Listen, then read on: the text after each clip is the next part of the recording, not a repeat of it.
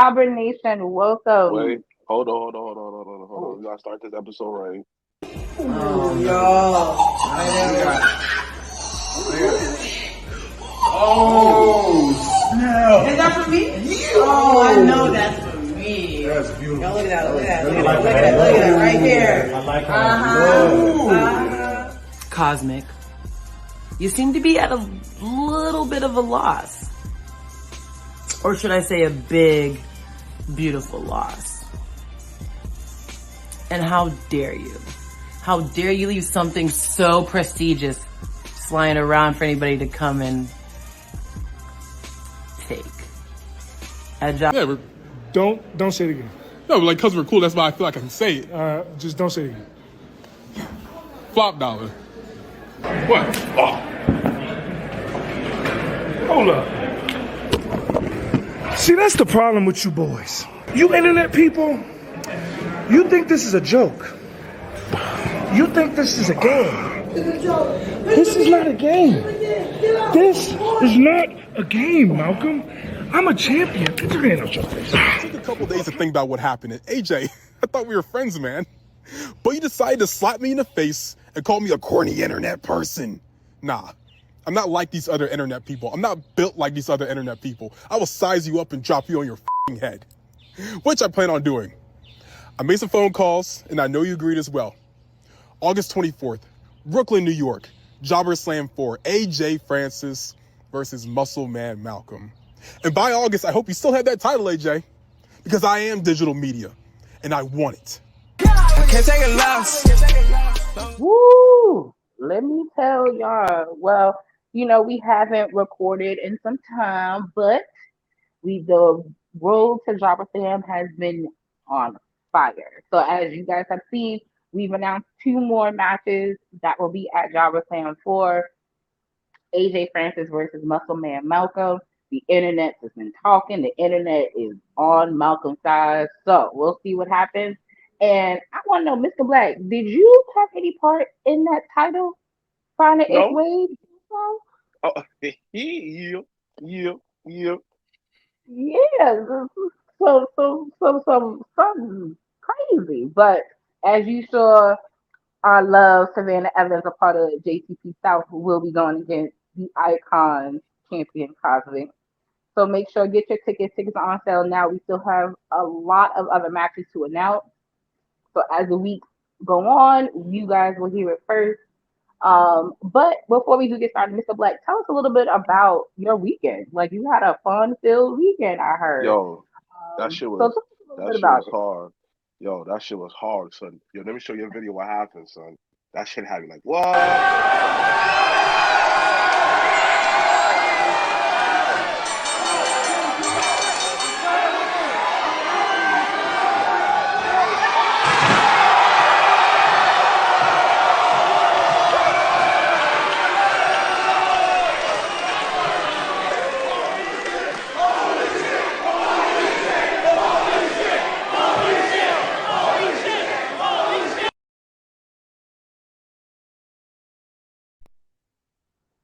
That shit was hard.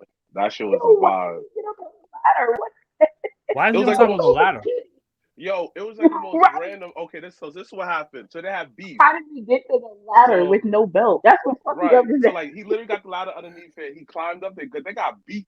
Like they don't like each other. Like the beef is serious. So it was on These site. goes across different It was on promotions. site. Like it's to the point that how that they like throughout the match they went crazy. Put them through the table. Like they fought outside. Like they fought so much that we had to hold them back from each other. They fought outside. Yo, what I say.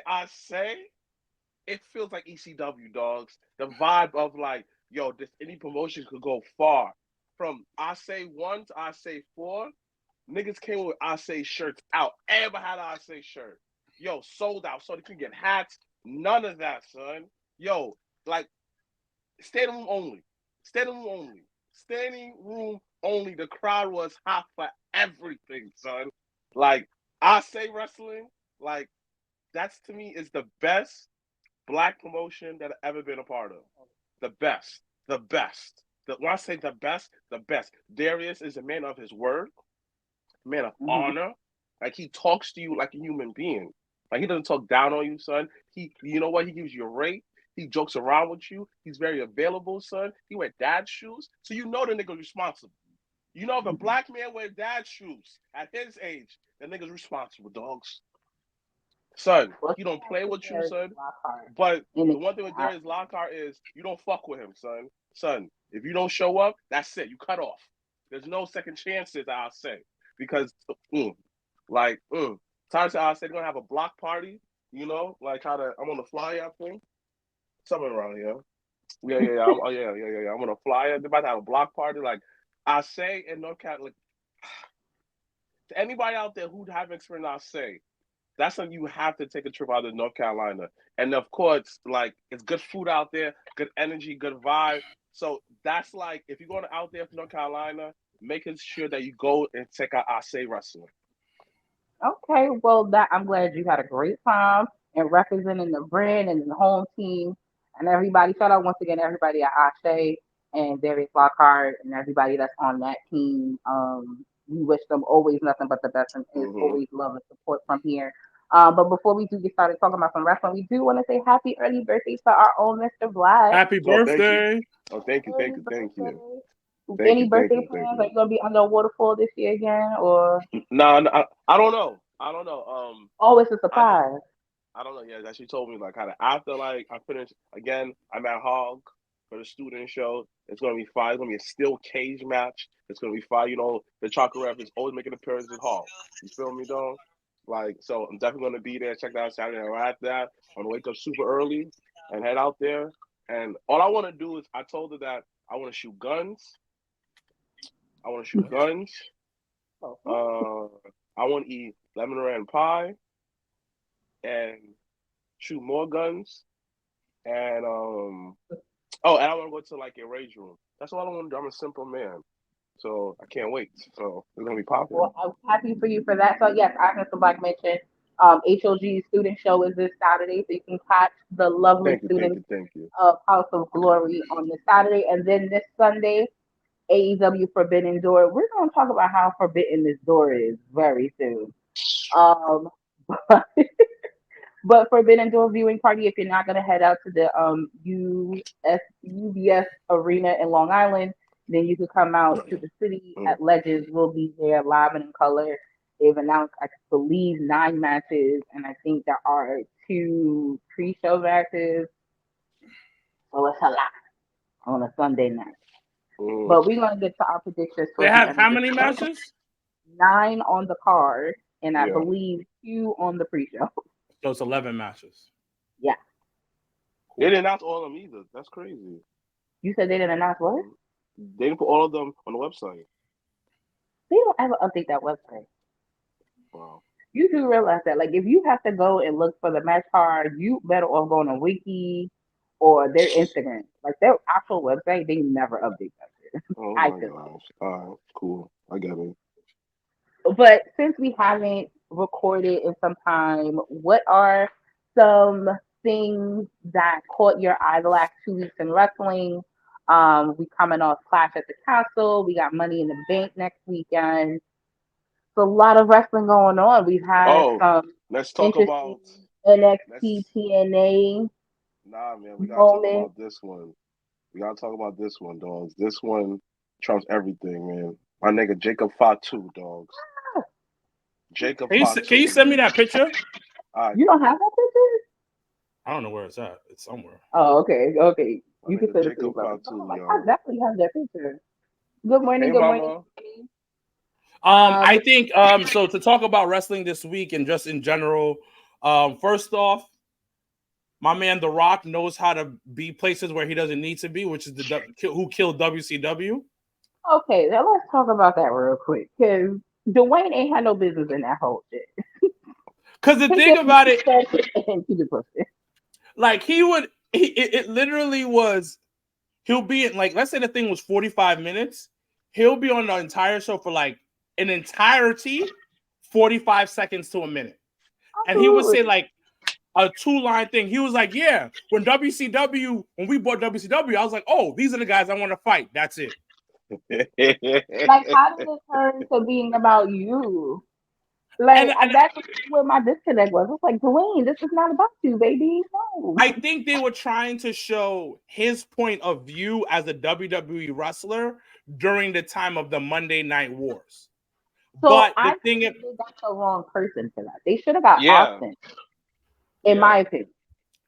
and I can see why, but I don't think anybody really belonged there, because the only person that made sense, in my opinion, is people legit behind the scenes. Right. So that would be what's his face with the red face? Oh my God, I'm losing it. Bruce Pritchard. Oh. Bruce Pritchard. Mm. Like somebody like Bruce Pritchard or Pat Patterson. Oh well, he's dead, so that doesn't help. Yeah, I was like, But like people who are working behind, or what's the guy's name? I think he was around during that time. Brian, the guy that's the Rock's writer, that he's from the Attitude Era. Brian, you know his name, whatever his name. Cohorts, yeah. So somebody like that, they could have at least brought like outside people, like for instance Rosenberg. They could have brought in Sam Roberts, Shoemaker, like people Dennis who are Rodman. Dennis Rodman, like you know what I mean, like it was like, yo, what are you doing? And I love The Rock, but it was like, yo, this was not needed. This is not your space. So the reason why I said Austin, because after watching the last episode, I was like, you know what? If they have Austin instead, it would have gave a different point of view where someone that worked for WCW then got to WWE and then was a part of the Monday Night Wars. So I get what you're saying. I get what of two different times, but he was a part of both companies. Now, the one person I felt like really added a lot to it was actually Booker T. I felt like Booker, and then I didn't really realize it until we were watching it, where I was like, yo, everything that happened overshadowed him being the Black World Champion. There was no, it does. There was no other way. Like, I'm saying here, like, yo, he won the title on the last Nitro. He won the belt after the Hogan and Vince Russo fallout the same night. And I'm saying here, like, yo, they don't really talk about Booker being a Black World Champion in that era. And it was because of all the shenanigans and the behind the scenes stuff that overshadowed that. And I honestly felt bad for him. I was like, damn. Like, because you were a company guy, you were there from the beginning, you were a tag team, you broke out of the tag team, and then you became a single guy. And he just flat out said, and I appreciated it. He was like, yo, I didn't get the opportunities, I think, because I was Black. And I thought that was the realest line. Bro, that shit for me was like, right. I was like, whoa, like that was like the realest comment I heard in the entire series. I was like, well, you know what? But he was right. But he was right though. Like, if you look at it, everybody that was on top at WCW was white. They were part of the clique. They even said it. He was just like, yo, everybody there was part of the boys club. Because when you think about it, if you rewatch, let's look at WCW, it was the same top guys from WWE over at WCW. Yeah. You had your Hogan, you had your Kevin Nash, you had your Scott Hall, you had your Bret Hart, and you had maybe a few other people. Like, so, and he's just like, yo, I'm just happy to be having a job, which is sometimes bad for like to have that mentality, but in many ways it keeps your sanity intact. Yeah. You know what I mean? Yeah. Like, he's seen a bigger picture. And like Laurent said, except for Goldberg and DDP, and then Goldberg coming in, like was like the exception, and DDP is fucking DDP. Yeah. But it's one of those things where like everybody who's on top is white. Yeah. Let's really think about it. When you let's forget about the top guys. Everybody on top is white. In WCW, yeah. Everybody on top is white. There's no type of and in wrestling in general is, especially at that time, was predominantly white. So him saying that, it really hit home because you kind of have to take a step back, like, oh shit, he's right. Yeah. And and it's that ironic thing, psychological thing, because let's say, for instance, you're a white dude. You're like, damn, Booker should be on top, but I don't want to lose my spot.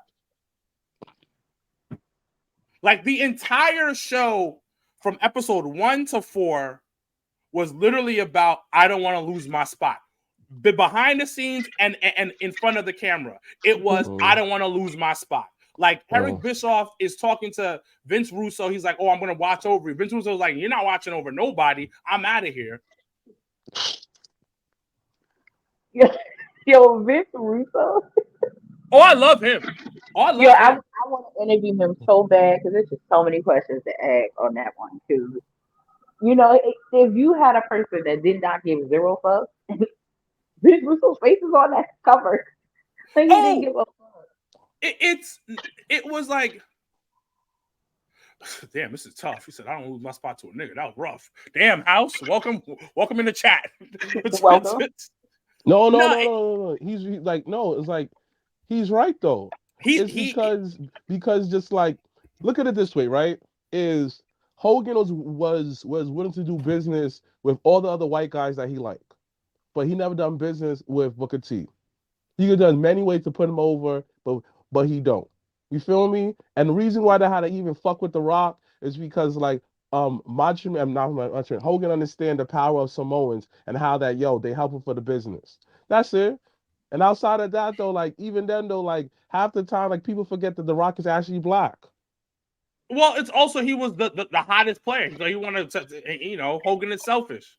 Right. Yeah. But then it makes you think about it in a different way with when it comes to Hogan, because Hogan in that same series, Hogan has said he called Eric Bischoff and said, I want to put the belt on Goldberg. Yeah. Like Yeah. because you Yeah. had such a creative control and high position and you could move the strings, bro, you could have put anybody else in that position. You put a nigga that does not even know really how to wrestle to now be the face of the company and So to let me ask you a question. So like how that let me ask you a question. Let's pause on that, right? You just said something. You just said that a person who do know how to wrestle, you put him as a face of your company, right? So throughout the years, I keep hearing the same exact rhetoric where Goldberg always say, "Oh, no one told me this, no one told me that." So my question is this: who fault is that? Is it Goldberg's fault for not developing as a wrestler, or is the company's fault for not putting him in position? it's definitely both, because if you have an interest and you want to be the top, you want to True. train. And I don't want to say the perfect example, but example of that would be Jade. Look what Yeah, happened when Jade went to WWE. She got signed. She got signed what last fall.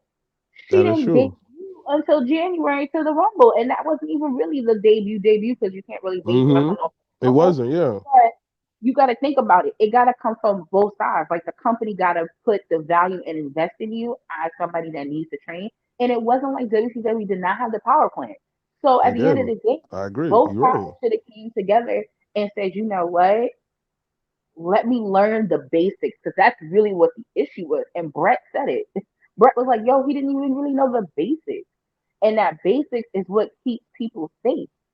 You see what I'm saying? So like at the end of the day, both sides really play a part in the bigger picture of that. Because if this was the guy you saw that was gonna get the casual fans, get the hardcore fans, if this was gonna be your guy, y'all should have invested in Bill Goldberg the way you would have in any other person that came through the PowerPoint. So that to me it didn't like Goldberg he just didn't want to do it. Like that's how it came off. Like he was just like, well, I'm athletic. I play football. I only need to know two moves, and it was just like, bro, this is not a forever thing for you. And I think sometimes when we fail to invest in people that want the forever, we only go for the short term. We don't think of the long term. I So definitely have that's to my. agree with you. But so Like, then the question is, who do you think killed WCW? okay. Those that are watching my live feed, put your comments in. Who do you think killed WCW? Was it one person? Was it two people? Was it three people? Who killed WCW? Honestly, Honestly, real talk, I think it starts with Eric Bischoff. It starts with the product itself.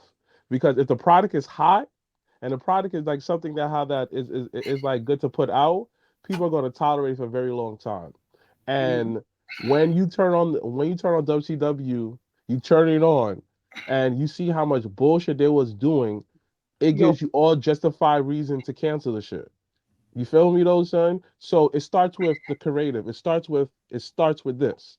Like I can even compare it to like let's start with ECW, the whole hardcore style. The business was forced to adapt to that because people was loving that. I want some of that pie, so I want to keep this on. So now it's like how your product is sucks. I don't really want to do this, and like how that we could just you feel me? No one fucks with it already. Now here I could put in a board meeting to justify canceling. That's it. Well, I think it's I'm hearing because I heard what you guys were saying. Um, yeah. The what it question is? is, who killed WCW? Who killed WCW? It was Eric Bischoff. Y'all think it's Bischoff? Nigga, it's Bischoff. I don't know. For me, and maybe it was my advertising degree education. That merger killed WCW. No. So And this I is what I'm didn't saying. realize that until so like all this time, even as a kid, growing up, before this series, I definitely was like, it was creative, it was Hogan, and that was that. But this series opened my eyes to the business side of it, and that Time Warner merger killed WCW right in the heart, like just straight up. I think for me it was Eric Bischoff and Vince McMahon And, well, yeah, okay.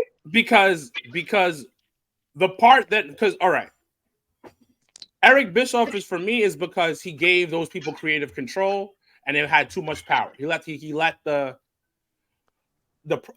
It's prisoners run the asylum. Mm-hmm. Now, when you look at um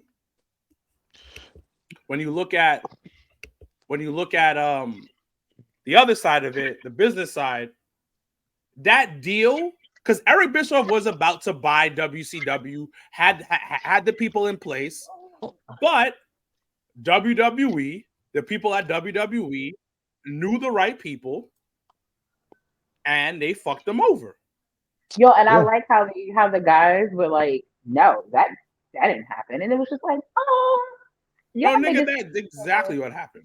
y'all niggas text each other and was like, listen, this deal about to go through, and then they kind of mask it.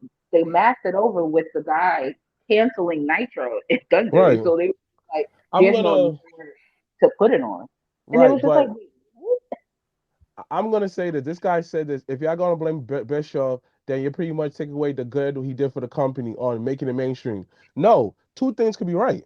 You feel me? McDonald's is good, but it's bad for you. Two things being right. You feel me? no, That girl is toxic, but her coochie is fire. Two Liv things being Morgan. right. Liv You feel Morgan. yo, me? live Have out, to. live for the streets, little Like you Liv is feel for me, the those street. things? Liv Like Morgan is for the street. OD, OD, Liv OD. Morgan is for I the thought that was a little later, streets. but Liv Liv Morgan is is for the street. outside. You feel me? Look, I don't care what anyone says. Certain people don't like love stories and wrestling. Look, listen, it fuels it. Listen, I'm sorry. Why am I tuning back into Raw next week? Because I want to see what happened with Liv Morgan. Why am I watching SmackDown today? Because I want to see what happened with the Bloodline. Yo, listen, AEW, son, I'm just going to Yo, say don't this. get me Yo, started. real talk though, son. No, I'm going to say this right now.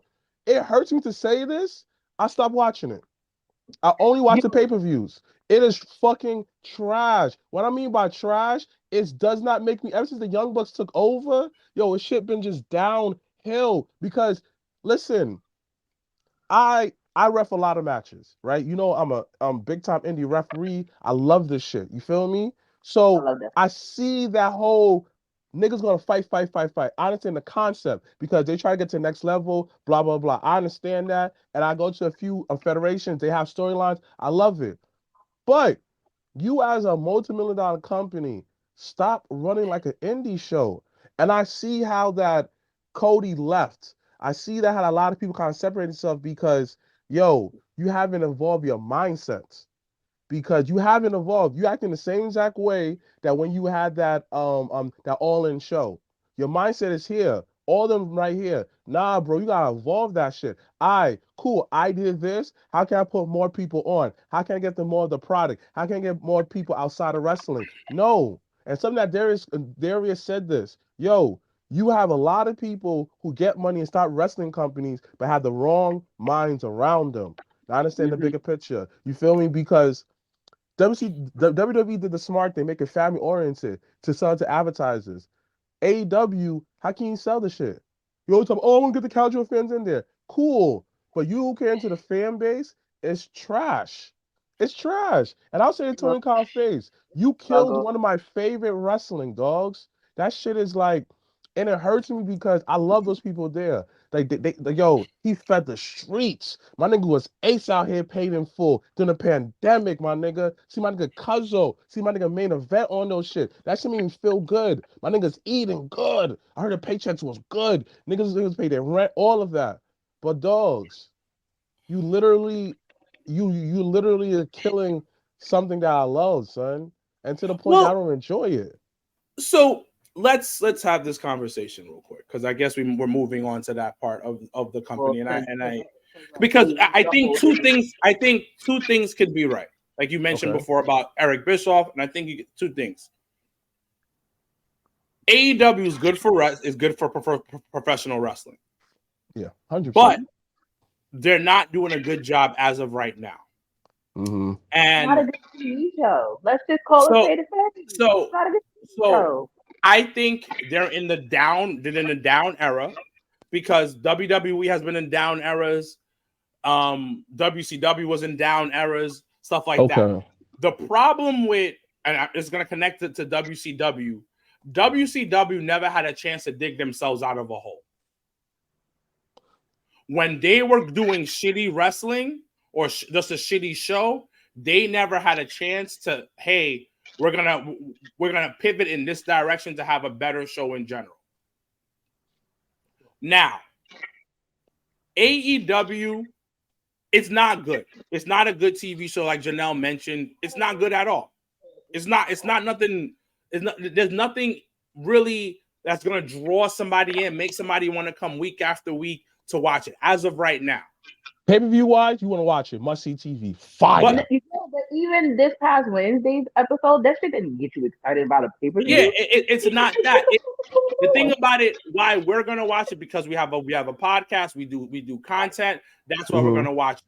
Now, other people, my boy Rashawn, he has his own podcast, but he loves AEW because he just loves wrestling. Mm-hmm. So that's why when you watch those AEW pay-per-views, you're getting like back-to-back, like it's bangers, quality matches, great wrestling. 100%. But which they have a foot in now. If they can translate that to a weekly television show. Remember, weekly television show. Janelle said it before. Key thing is television show. A television show that makes me want to watch it on a weekly basis. On that, that's what they need.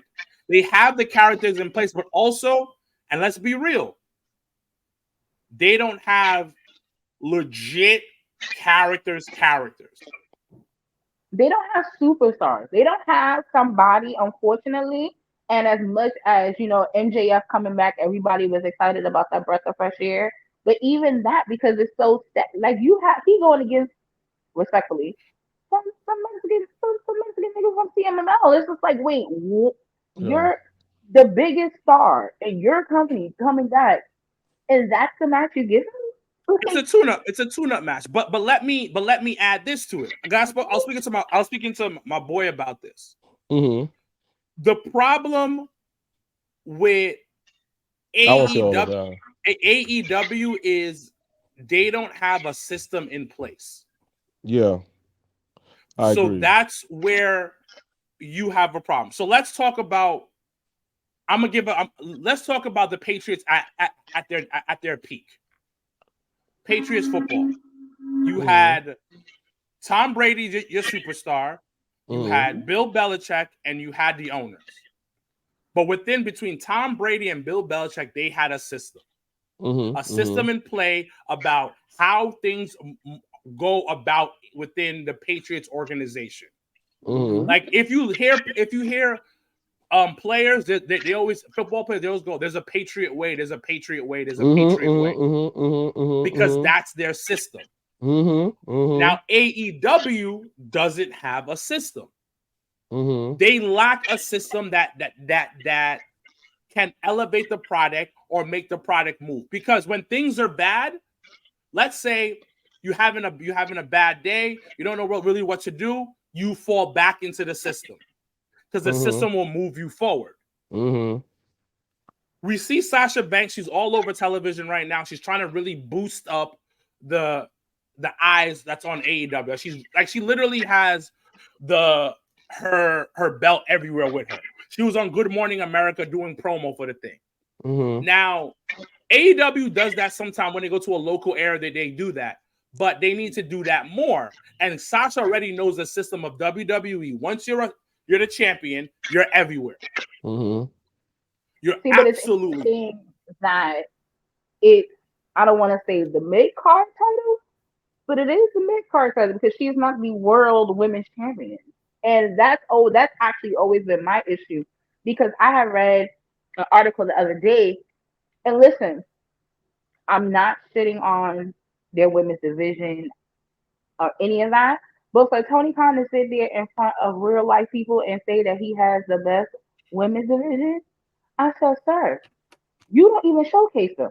So what the fuck are we even talking about here? But this goes back to what my brother said, and everybody basically got on him and said, what the hell are you talking about? On paper, he is 100% right. He is, like, I've said this, but like, thank you. I've said this before. On paper, they have the best women's division. They have the deepest roster of women in North America. Like, it's deep. But like you said, which again, this episode should be called Two Things Can Be Right. Like you said, they don't showcase them. Where are they? How would Janelle from the HR know they have a deep women's division? Exactly. The showcasing is. And also too, on the Forbidden Door, you have the Owen Hart tournament, right? Where the winner is going to get the title shot. don't you get us started. Where the winner's getting the title shot in the UK. You have the opportunity to even start the women's bracket a little early to where you could have got at Forbidden Door. You could have did the semifinals of Willow and whatchamacallit, and Oh Girl. And you would have had two people that trained out of Long Island on your main stage. Like, there are ways to go about it, and I just feel like at times it just doesn't connect. Instead, you're going to test them each with an Asian girl that don't nobody know. Thank you. On a pre-show? Like, how am I supposed to prepare?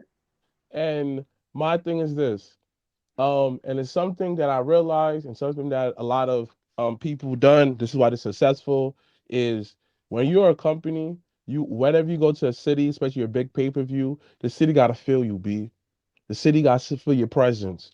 When you experience a WrestleMania, dogs, in WrestleMania 1 year, the environment around it, you look at every company looking like, I want to do the same exact thing too. The revenue gotta go up. Niggas gotta eat in the streets, B. I get it. The stadium's gonna eat. But my thing is this way is, I don't feel your presence. Why you not on my television show? Why you not trying to visit the kids and stuff like that? Why don't you make the wish? People wish happens. You feel me? Why don't you want my signings? Why don't the streets feel you, Tony? Come on, dogs. But yeah, and you know what? It's weird. It's so bad. Like, oh my god, the past 2 weeks is a struggle to watch AEW. I'm not gonna lie, y'all. And we watched it this week just to be like, all right, let's give it another shot. Let's give it another go. Thank you. Like, what is going on here? Like, you start the show off with MJF, but then you have Daniel Garcia come out. Then you have Will Ospreay come out, and it's just like, and both of them giving Daniel Garcia matches, and it's just like, wait, what? Can we get through one pay-per-view? Come on, what? son. What are we doing? Come on. What? But then, in City, why didn't Daniel Garcia wrestle? Like, why did he not main event Dynamite? Thank Like, you. Main what? event. Come on, son. The streets are starving, and that's Oh what my I'm god, talking about, though, son. It's just it's frustrating. yo, and I'm not trying to make AEW like WWE. I'm not trying to do that. I'm not trying to do that. At But this point, it's apples and oranges. At this, when I get it. But even when you go back to WCW, you know who the WCW wrestlers were. Oh, that's Sting, mommy. Oh, that's this Saturday. You watch television show. You saw Sting with full match. You saw Macho Man. You saw Hogan. Like it was literally neck to neck. Sting was in the commercials beating up a kid, and the kid was laughing. Sting was in a Sprite commercial. People forget that. WCW was neck and neck. They did the same exact thing. What are you doing? What are you doing? so my question to the table, and this is also for those in the comments: should AEW stop doing the Forbidden Door pay per view? No. Because No. I ask because this is what their fourth year doing it, and it's the same rotating Asian niggas, Spanish niggas, same rotation. Is it? Are we overusing that term Forbidden Door? Are we complacent with still calling it the Forbidden Door when it really isn't forbidden? When half of the niggas that 2 years ago was on the pay per view is now signed. Yeah. Because you gotta think about it. When they did it was 2 years ago, they had Jay White, they had Okada, they had all these other niggas. Now they signed. So what real comes out of the Forbidden Door concept is my question. I think they need to change the formula.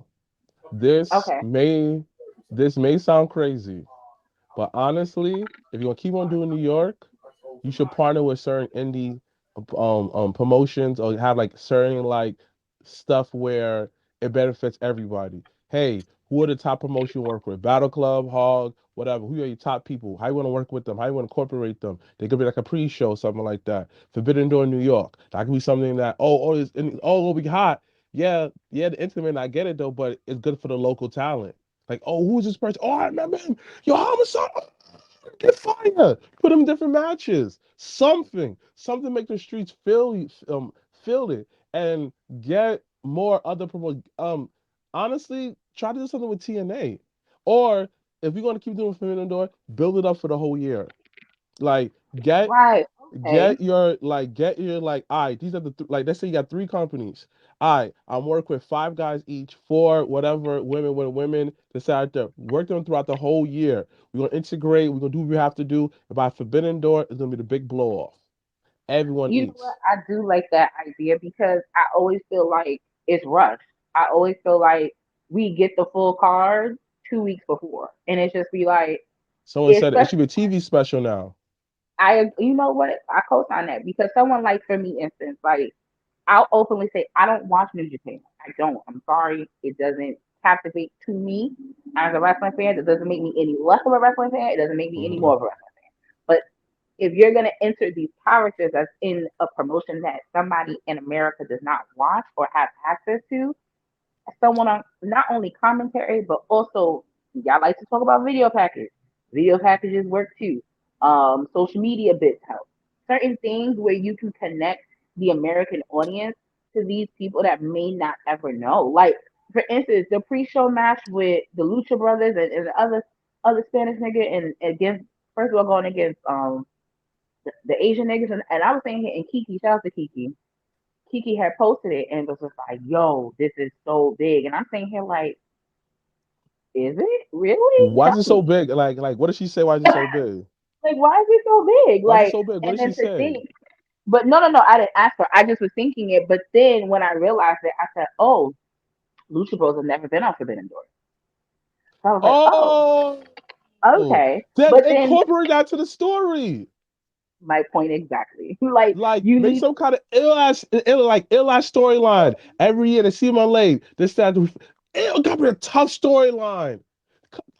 Oh my gosh. this is where certain things they don't really think about. Like even and I'm gonna be honest, y'all pulling the trigger on Osprey and Swerve, it's a bad idea. Yeah. It's been a bad idea from the beginning. Yeah. It's a terrible idea. And I say it's a bad idea because I want to be, I want to root for my world champion, especially him being a black man. Even though we may have different opinions and all that shit, I still want to root for you. Me too. But you got this big UK guy that came over, gets to pop every turn, and who are you gonna root for now? Who's gonna come? Who's gonna have the upper hand? Who's gonna have this? Like they've done an okay job building their story, and where Will doesn't take as much shit serious as Swerve does, and blah blah blah, and and Osprey's always worried about something else, and I see it. I just don't think to help build Swerve's title run that this match should happen at this point. Like if you're gonna pull the trigger, I would have honestly rather it been in the UK because then it would have been the black man main eventing the show. I would have been here for that. But I just think you would have had a longer time to build that story. But this yeah, I just want goes to back. see. Yeah, I want to see Zach Davis between Orange Cassidy. I ain't gonna hold you, but there Me ain't too. there ain't no real story to it. So I want to see it. But this also goes back to what they say in the WCW documentary, is because he's a black man. And like, sad to say it though, and I'm not trying to be, it is what it is. A white man gonna look out for another white man quicker than he look out for a black man. And again, this is me not even being racist and stuff like that. It is true though. You feel me? And a lot of times when we have us, sometimes even a lot of times we don't even pick us over us. You feel me? We pick them because, like I always said, just because you have this doesn't mean that your action reflects that. And I'm not getting on him. I'm not saying it's true, whatever. But I'm just seeing it as just I have to me. go. Oh, You have to go. Okay, go ahead. We'll finish. Niggas don't do their job. Bye, guys. Bye. Okay, go ahead. What was you saying? Like, you feel me? Hold on, dang. Hold on. My bad. Oh, you Like, you disappeared. feel me though, son? And it's just like and I get it, but I just feel like It's something missing. it's something missing. Somebody had put in the comments, and I saw it, that Swerve was going to have to turn heel. And in all honesty, that should have happened weeks ago. In order for me to really be on, like, oh shit, this is really happening, the fact that it just took him until 2 days ago to kick him in the face after the match, it was just like, okay. Right. Ooh. But And that I feel doesn't, like, all right. and I feel like now how the thing is, I feel like okay. This goes back to the Chris Rock thing. I'm talking about the general audience. Take away us, the majority audience that who watching it, white people. Are they and are they entertained by Swerve, or do they fuck with him? And I think a lot of times they just entertained by him. They don't really fuck with him like that. Because everybody always talking about like the na-na dance. Oh, they do the na-na dance. Everybody gets so I do the na-na dance. And I'm looking like, all right, cool, but do you fuck with him? You just entertained by him. Because I don't see nobody wearing Swerve shirts. You feel me? I don't see nobody talking about Swerve like that. Oh, who can go against and like certain champions? I don't see that. I don't see people talking about Swerve like that. And I'm not trying to shit on him, but this is what makes me really think about, like, I don't think the audience fucks with him like that beyond us. I think I wouldn't even go with us, but I do think that to the point where so they have this ladder match for the Mm-hmm. CMC title Mm-hmm. that screams that Jack Perry's going to win. So that's that. Right. But then they have I go back to the Owen Hart tournament where the winner getting the title shot, Mm-hmm. and they have Jeff Jarrett who gave a beautiful video about what Owen meant to him, and I Mm-hmm. appreciated that. And they have a wild card, and it wasn't until I saw the wild card name I said, "Oh shit, it's supposed to be Hangman Adam Page." And if it's not, they gonna drop the ball on that. Cause that I would, if it was me, I would rather see him and Swerve because of the history they have versus him and Osprey.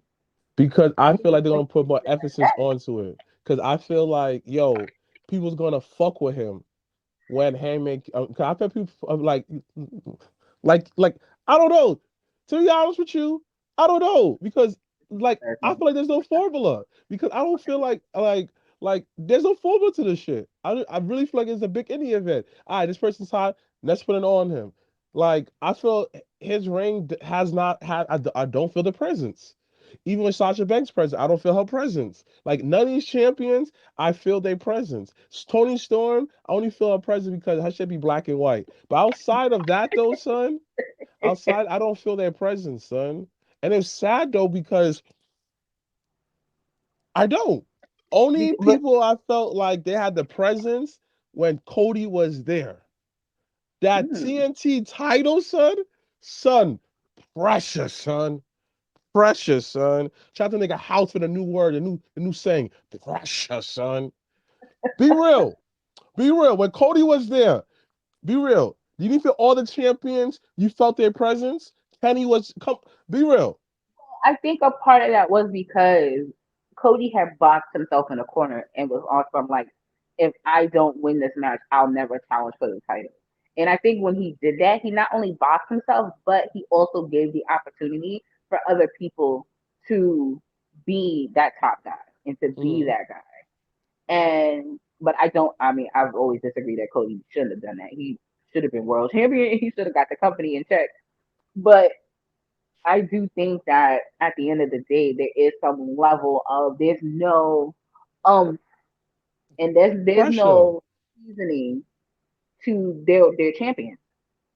There's not a person that is a champion right now that you going if they had a let me explain something to you. Was it today in real time? Jade and Bianca Belair did a free meet and greet at a Cricket Wireless store in Brooklyn this morning. That line was wrapped around the block from 8 a.m. this morning. Pressure, B. And that's just off of them being here for SmackDown tonight. Now, ask me if, and this is why certain things, and maybe once again, we may not be privy to, but if AEW did a meet and greet, would it be the same? You have, and I don't even know how you don't even give that opportunity, especially here in New York, where you have people that are New Japan fans and have never had the opportunity to meet these people. And they're Thank here. you. They're Thank you. here. Thank you. You Thank you. telling me there's no way to put two and two together? And Thank to you. and to LeBron's point, dumb niggas got way too many belts for just regular shit. Like Right. Mad belts like the Ring of Honor Championship. You don't like how he's an afterthought, he's a joke. And mind you, he's nice. And I will be entertained to watch it. Athena, all this stuff. My thing is this way. talk about the Why girl. she's not why She, she's oh yeah, she's injured, right. she's injured for almost a year, and they gonna keep the belt on her. Let's talk about that. Like that's the stuff that we be talking about. It's like you have to, you gotta build the hype. Like it's no way. Just like House mentioned, SmackDown is here tonight, one night. It is what everyone is talking about. Yeah. Everyone been at my phone asking me, "You gonna be at the garden? You gonna be at the garden?" No, I ain't going to the garden. Mm-hmm. But I not heard one person say, "Oh yeah, AEW." Eddie, I would find that very hard that she's faking an injury for 8 to 12 months. Like just straight up, like Right. that is beyond Right. faking at that point. I guess. I guess. And nah, you'll order that one then. You'll order that. What? Like what But all right, let's pause on the AEW talk because we'll go back to some predictions you in a minute. see? You But see? He's asking. Y'all going to the house? Is a show? yeah, No. which show? Who show? I would Not go that. though, but no, I want to sleep. I'm on vacation. What, Fuck not that. that. Well, I'm going to Canada next week. If money to pay, so WWE already got me, so And I'm I'm not good. spending no money because I gotta go out this weekend and shit like that. So nah, I'm playing the This crib is though. well, House. When you selling your T-shirts, make sure to also throw in saying JobberSlam for August 24th. We greatly appreciate Yeah. that. Cheap plug is always the best way. But let's talk about some WWE stuff real quick. Jacob They've been Fatu. on. They've been on. So Jacob debut. Actually, I'll pull it even further back. Philip Firefly. Screw, Philip screwing Drew in Scotland. Fire. Mm-hmm. Check. Bray of the Wyatt Six debut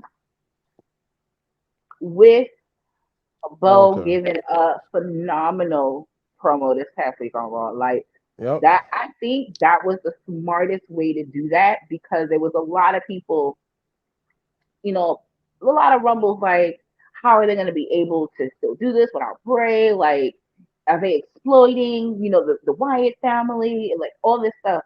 When people are forgetting that this is his brother, his real life brother is continuing his legacy.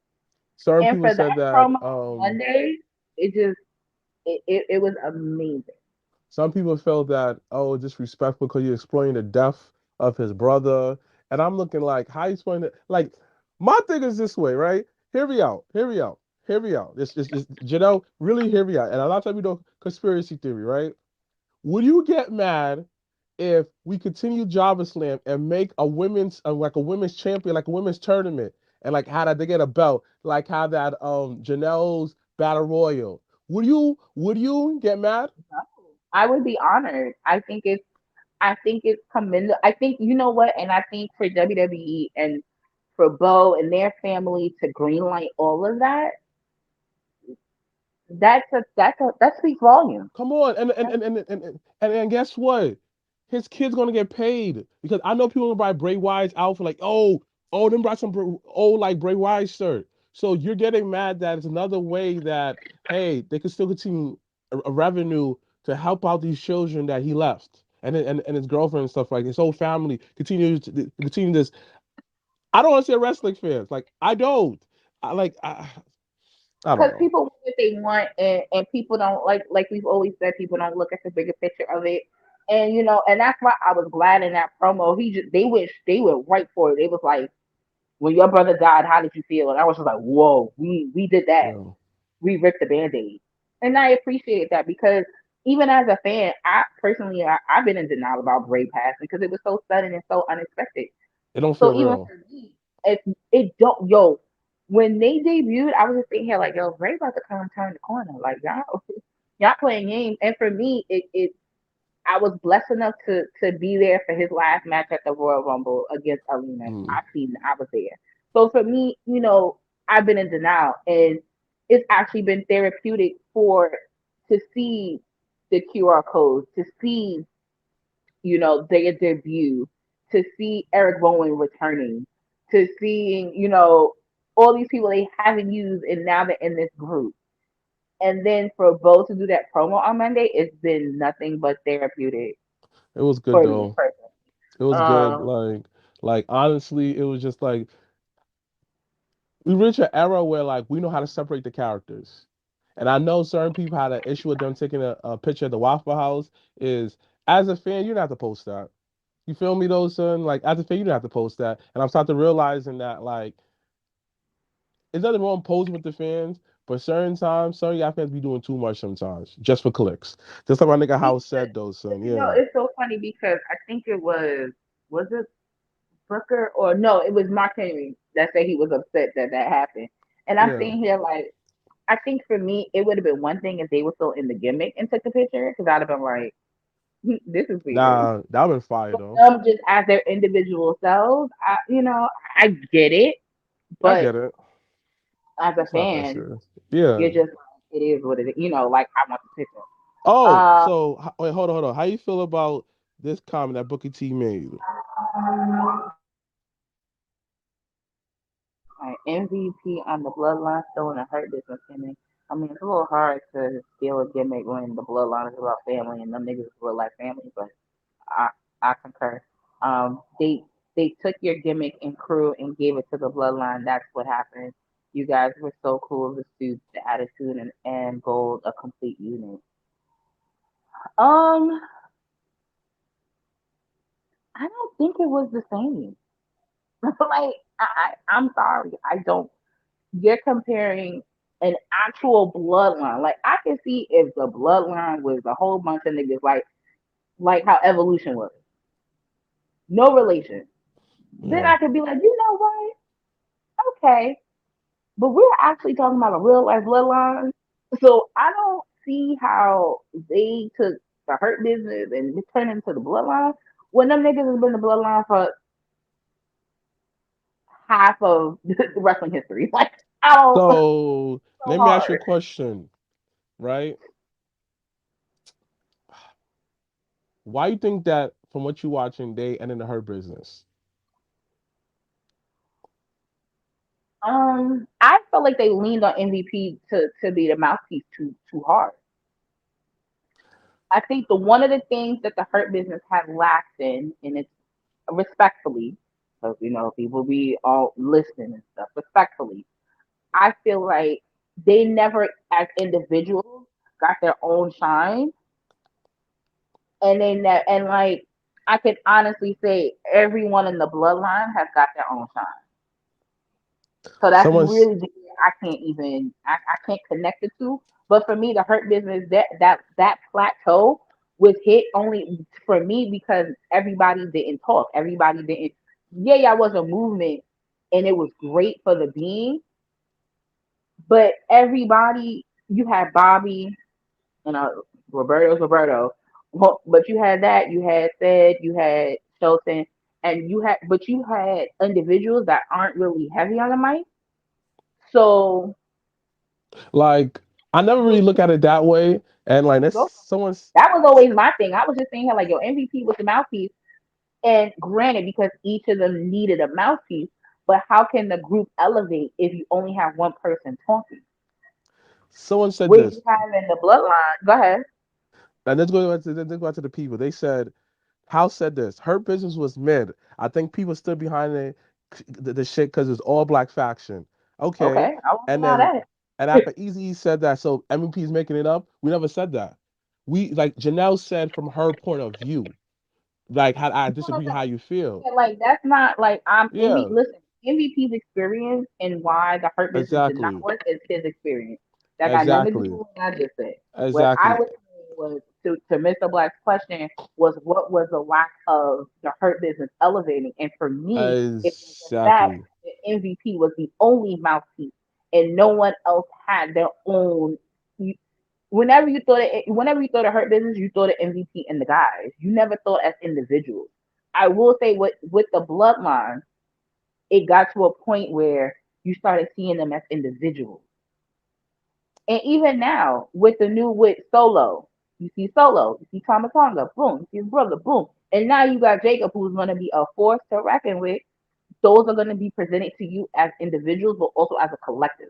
So let me ask you a question. Let me ask you a question. Were they allowed to flesh out their characters? They may have not been. They may have not been. They may have not been.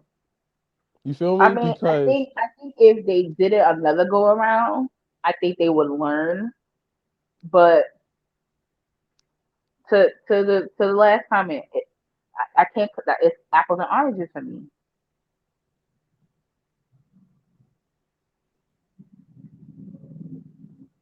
it said no disrespect to Shelton, he's a legend, but would you have seen him as an individual at this age? If it was presented right, absolutely. But I think had they had presented him as even maybe even the leader in that instance for a little bit, I think we would have been able to be like, you know what, it's Shelton time now.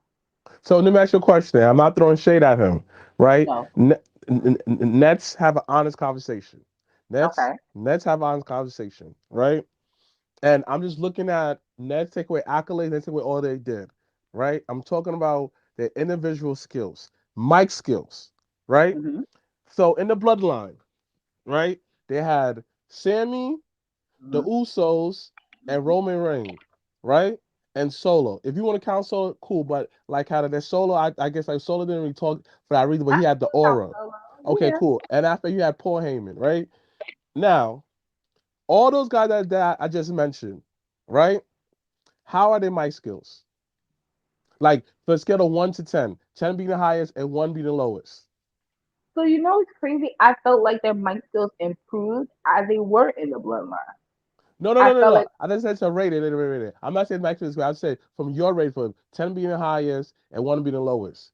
I understand the developments out there, but the overall, if you look at the hidden mic skills, they are like range from like the lowest might be like a honestly, 7. the one that Loki was carrying it for some time was Sammy, in my Right. opinion. So basically, like everybody in that bloodline, Aura, whatever, they're like in an 8.59. Correct? You would say that, right? 8.59, 10, Paul Heyman, whatever. They're collectively, they're like the lowest 7.5 to like a 9.5, correct? Would you And like all honestly of say? that, I can't subscribe to it, and you know it's crazy because moons ago I always said Solo was the one to watch. I always said that.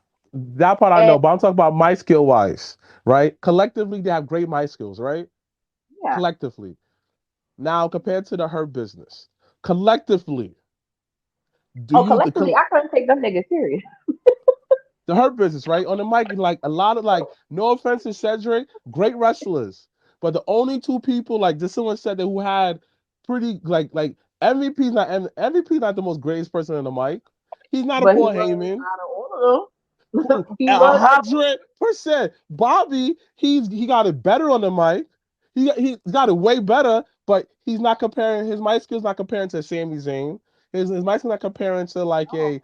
You feel me? And no offense to these guys. No, but also to be fair, I don't think the opportunities for them to have that mic presence was there either. I honestly think had this the treatment that the Judgment Day had was applied to the Hurt Business, I think we still have the Hurt Business. I think the same way they've cultivated and invested in Judgment Day, and if that was applied to Hurt Business, I don't think we'd be having this The person conversation. just said this too. And look, bro, we're not disagreeing with nobody. We just have it on some Nets really break down this conversation because I feel like a lot of times within this wrestling thing, and we always say that, oh, it's racism. Okay, 100%. But let's see a little bit further. Why? What else that it could have been? Because you need evidence to back it up. Regardless how it is, though, son, someone said it the best. This dude said it the best.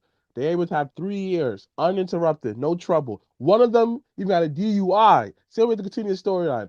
Her business would have 8 months. To easy point, I actually prefer Jay over Jimmy. I Yeah, feel like Jimmy's a bit like just regular, but I do think, and I mean, it's nothing wrong with having catchphrases. That's what's gonna be memorable. Like yeah, Yeet probably don't even make no fucking sense, but it's one of yeah. the highest selling T-shirts. The WWE.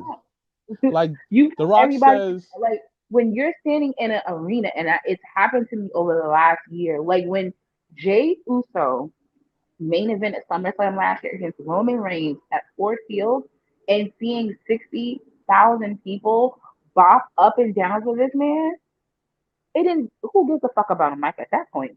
It was the presence, and I think that was another kind of issue with the Hurt Business is that presence wasn't profound enough for it to continue. but Like hold when up, you hold up, hold up, hold up, hold up, hold up. You gotta put asterisks. They wasn't a Thunderdome era. Like but you that was feel me though, honestly, son? that was the era to really shine low key. You feel me? You like you feel me though? It was still a Thunderdome era. And yes, someone said this. Yo, we had pro athletes behind the gimmick. Pro athletes is behind the bloodline too. Acknowledge me. Matt people said Charles Barkley said that on TXT. You feel me? Or inside the NBA. He said that shit. So like, oh god. He said, "This guy said if Tony Khan did this, I would be dogging him hardcore, but Papa Ace is a pass." What are you talking about? I'm confused. No. I'm You confused. know what? You know what? Because like, no. Let me Oh, put it on screen. If you're no, wait, go listening, back. I think it's a comment, but above it, Jay had been on a run, especially post Cody's press conference. So I don't know if he should have been talking about losing, but it's relatable. It's the elephant in the room. Why would you not talk about it? Everybody knows he's had a DUI. Why would we? right? Why would we not key about? Those are two dudes that came together, tagged together, had a few cocktails together on the bus, and now we talking about it. Yeah. Like And it's guess like what? If Tony Khan had did it, well, guess what? Tony Khan had CM Punk fucking eating cookies and donuts and all that type of shit, and then going backstage and fighting niggas. So thank there's you, that. You got thank you. MJF coming in cussing not only at Tony Khan but at the reporters and everybody else. So what are we really talking about here? Yeah, yeah, yeah. And this is why I try to not. It's apples and oranges for me. What AEW does, it doesn't always work for them, but it works for their fan base, and that's beautiful. What WWE 100%. does, It works for their fan base, and that's what they're doing, and that's what they're leaning into. They're leaning into the fan base a little bit more than they have over the last few years. Bro, we're agreeing with you. We're not disagreeing with you. We just break it down the topic, say, all right, like one thing that I realize about a lot of people on the internet, they don't know how to have in-depth conversation beyond a hot take. You feel me? Yes, we agree with you, but let's see other factors in that didn't help the cause. Because what I realized about us black people, and I've been seeing it, we have to be fucking perfect, son. Got I'm you. So talking. hold on. This one he had said what he was talking about. So MVP talking about racism was not what we were talking about. So there's that. And in the comment that Mr. Black had posted, just so we clear, in the comment in the quote that Mr. Black had posted, it had nothing to do with racism. It was about how the idea of the bloodline and hurt business was the same. And that's what we're talking about. So no, I'm not making excuses for racism. No, I'm not saying anything of that nature because both companies could do black champions and black talent better. Yeah. End of story. It's the same thing how I said, listen, me how I feel about Swerve personally and how he's being presented as their first black world champion Exactly. is disrespectful as fuck. And I said we said that 2 weeks ago, we said that months ago. So at the end of the day, both companies can always do better for their black and brown talent at the end of the day. And it goes the And same we on the did. indies. Yeah, Indies we is the said the same same exact way. thing. Can Same be exact can way. be better for black and brown people. So It, every it so it's how but you feel is how you feel, sir. but Not it like I don't fault people how they feel, but I like two things could be right. Yes, we understand that how that like, hey, this person would have got 1,000 chance if he's white. Yes, we understand that. But I reach a point in my life, it's just like I already know that's a strike against me. So that like I already put that to the side. All right. So how to make myself undeniable? You feel me? That's it. End of story. And like, I understand they didn't get that run they have though. But if you notice that Bobby got second chance, you feel me? And I'm not trying to Bobby got second chance with the pride, but he ended up getting hurt. You feel me though, son? yo, and it was funny because Mikey asked me, I think he was like, yo, where Bobby? I said he hurt. I said he been hurt. My nigga cover black people this time and the radio was pretty up. I forgot about the original. Well, you're not putting it together. You're not for me. All We're right. talking about two different things.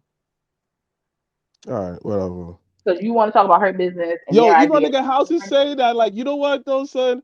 You know Bro, you what? got it. Yeah, You yeah, got you it. got it. But Let's talk about but like something kind of, different. but like what that I don't know if like Bobby did get better on the mic, and if they didn't fuck with Bobby, son, they would not put him with with like the Street Profits. You feel me? And I tell people, if they didn't fuck with the Street Profits, why is the Street Profits always on screen? They always doing something. I always say this: when you see a wrestlers who's always they're in the commercials, people say, "Oh, they need to separate them. They holding them back. This, that, third." Nah, dogs. I have nothing for you yet. But you keep on developing your skills. You keep on, every time you wrestle and do something way cool in the match. Let them cook. They on screen. Look at Edge and Christian. It took them a while. It took them mad long being a tag team, and then they separated. And look what happened to them. Let's give people time. As right now, one thing I realize about WWE, as long as you on the commercials and you on every week doing something, they fuck with you. Look at Chad Bro, Gable. when I saw that sticker commercial with Street Profits and OTM from NXT, I said, what the fuck? Come I said, on. Come on. what are Come we doing? on. Because they And that was the understand. same thing when I said when Bianca was in all them commercials before she really, really blew up and I kept saying, I was like, yo, she's in mad commercials. But it's once again, it's how you market the talent, it's how you're presented the talent. I have Um, nothing for you though, but I'm gonna keep you busy by ending commercials. I have nothing for you though, but I'm gonna send you out on a press tour to talk to the media. I have nothing for you though, but let's talk to these kids. I have nothing for you though. You see the wrestling kids, sorry, the wrestling club. a You keep wrestling club. yourself But it's the busy. same how people have been posting about Odyssey Jones. And I was like, listen, first things first, ain't none of y'all posting about that man give a fuck about what he really doing. So let's first thing. Second thing is they have him doing very similar to what titles O'Neal does with a lot of the NIL and the outreach and things of that nature. And that's okay. That's what he is. If he's okay with it, why can't we be okay with it? Like, but I do want to talk about NXT and how that's been on fire. And the partnership between NXT and TNA is firing on all cylinders. So they had the battle royal. What was that? Almost a week or two ago. And your boy Joe Henry came. They popped so hard, and I love that for them. You had him. First of all, I popped for Kazarian because I kept saying, I was like, "Is that Kazarian? Like, is anyone listening to me?" I said, "Kazarian is in this ring. Like, hello, anybody?" So to see him on there, to see that they helped upstart their feud because Kazarian and Joe Henry was feuding. So, and I honestly said, when that happened, I said, "Yo, I want to watch that." It made me want to tune in to see what the fuck they was gonna do. But I love what they've been doing with NXT. Heatwave was gonna be really, really good next weekend. You have the Fatal 4-Way for the world title, and they did it in a way where you have two veterans going against two up and coming black talent. And shout out to Javon Evans, talented out of Charlotte, North Carolina. That's my man. Loved him on the Indies, and it's so good to see him on the bigger stage. But yeah, you have that. You have Lola Vice going against Roxanne Perez. You got Chase U going for the tag title. So they've been building the pay-per-view for Heatwave every week, which I've appreciated. So I told Danny the other day, I'm more excited about going to Heatwave than Money in the Bank because Heatwave's about to be on and popping. So Heatwave is Saturday? Well, Sunday, right? No, it's Sunday. So what time? So actually, Money in the Bank, if those of you I know, is an early start time. It's a 7 p.m. start time next Saturday. And I believe NXT is 8 o'clock, but I have to double check that. But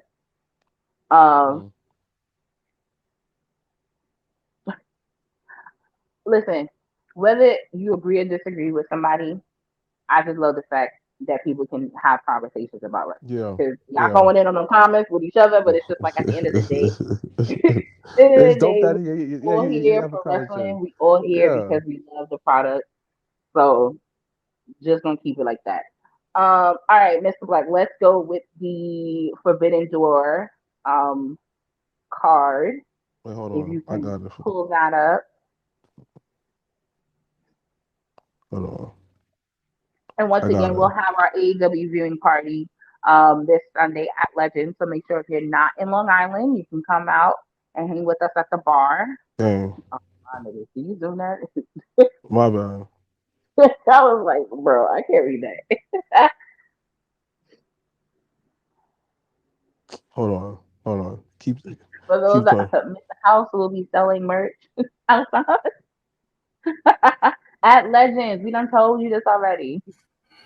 Hi, niggas. Oh, look who's back. Niggas got to be superheroes at work. Oh, listen, I get it. Niggas got. Who's gonna take care of this? Who's gonna take care of this? Can you take care of this? The AEW came back at some time for predictions, but we were talking about. Actually, real quick, get your opinion on what MVP had commented the other day about the idea of the Hurt Business and the Bloodline kind of being one of the same. So I think we need to have a very honest conversation of the current state of black wrestlers in WWE. Okay. So if anybody knows, I love me some black wrestling. I love WWE. But we don't have any prominent outside of NXT and outside of Bianca's, because Bianca's perfect. So Bianca gets a different type of thing. And Mello is kind of coming up, but there's no real prominent black wrestlers in WWE right now. And the Hurt Business would have been something great. And I know the question, that wasn't the question, but it goes back to what I'm trying to say is that I believe they took some stuff. They took some stuff from the Hurt Business and put it into the Bloodline. because it's very much that mafioso family type of shit that they had going on. Now, I'm not gonna say it's 100% that, but I can see a little bit of that in there, if you know what I mean. Okay, what we were talking about, and my thing was, is it's hard for me to compare because you're talking about an actual family though. Like with mobsters, some people could be related, some people could be cousins, some people could just be like, oh, you shot this person, so now you family. With mobsters, with the bloodline, them niggas is actual, like that's an actual bloodline. So like Yeah, for me, the intake of it still is gonna be different. yeah. You listen. I ain't mad at you. I ain't mad at you for saying that because there's 100 niggas in that family And more. Yeah, like Yeah. like it's just and the watch parties at Legends, but like it's just that's just what it is. It maybe the idea just worked better. You know what I mean? Right, because some ideas can hit different and more prominent than others. Yeah. So maybe and we can even argue that MVP was supposed to be like their Paul Heyman because you can say the same thing. Oh, he was the open mouthpiece, and that was another thing we spoke about. Where for me, MVP was the only one talking, and that's kind of what hurt them in a sense. Where with the bloodline, everybody started to get some time on the microphone. So things of and also like it's a great conversation. Right, we said that, and like one thing I said is this though. I said like if you compare everybody, take away Solar because Solar had aura. Everybody on the bloodline, and I said if you rate their mic skill from 1 to 10, right? They will even out like a 7.5, 9.5, 10, right? Mm-hmm. Now the Hurt Business, 1 to 10. I mean 1 to 10, 10 being the highest and 1 being the lowest. Out the 4, who had the out the 4? MVP is a solid 8. Bobby's a solid 7.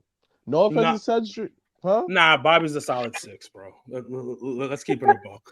But how to present, how you get to the point, whatever, solid 7. Like how you carry yourself backstage, like the everyday conversation. We right here solid 7 because if you got to do something, you're like, all right, Bobby's told you understand because this is how he talks. You feel me? He still have that aura and stuff like that. Now, I get you. Shelton and Cedric, mic skills, 5. So outside of them, they didn't have the juice. And also I said this, compared to the bloodline and compared to the Hurt Business was in the pandemic era. And the bloodline was able to flush out a little bit longer. That's the only thing. They let the bloodline cook. That's the only thing that I said, all right, cool. I could agree with that. But I didn't want to only say the racism because that's easy, like, oh, racism? Nah, nigga. Let's have a conversation. Let's really exploit this conversation to see if we're on angles. That's what I'm saying. No. Listen. There's many ways you can pull it out. Like I originally said, we don't have any real prominent black wrestlers on the WWE roster right now in the Triple H era. Maybe that might change. Obi Femi's in NXT, that might change. But I haven't really been seeing that. Who the fuck is beating that nigga? Like I'm sorry. When they gave Wesley that one-on-one title shot, I'm thinking like, it's gonna be a fun match. Nigga, do you really think you about to see this Nigerian? No, not at all. But then once again, that's why I'm like, yo, who's beating him? Who taking it from him? Omar? So that's another thing. He said, like Sean said it, Judgment Day got to cook longer. Yeah. And we understand that, yeah. I think that's what I had said. I had said before you jumped on. I had said if they had invested and implemented the same time and energy they have in Judgment Day to the Hurt Business, we'd be having a whole different conversation. And we understand that. Oh. Yeah, and I think that's what it comes down to is I think it's from what my brother said, maybe they didn't have those stars to carry them through. You know what I mean? And also at that time, they didn't have, like, I will say it's a different, I mean, everybody want to be like, it's a new era. But you also got to think about it in that sense where there weren't that many stables then either. So who was the Hurt Business really about to hurt? When you really think about it, like, no. If you position the Hurt Business in right now, you have Judgment Day, You have you Gunther can pull a whole bunch of whole niggas and have a whole bunch of shit going on with Imperium. Um, you have so many potential stables in WWE right now where the Hurt Business probably could have flourished in this time period versus when they were a thing. No, listen, you are 100%. You're 100% right of what you're saying. I just think that we lack those prominent black wrestlers on television right now. Like the only black prominent wrestlers in the top two companies is Swerve and Mercedes Moné. But the thing about it is, and those niggas don't even. Listen, I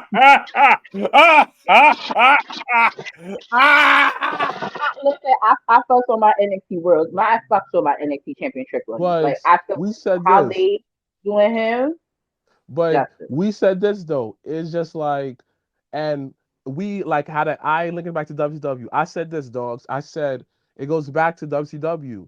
Yo, I'm not being racist though, but white people will look out for white people.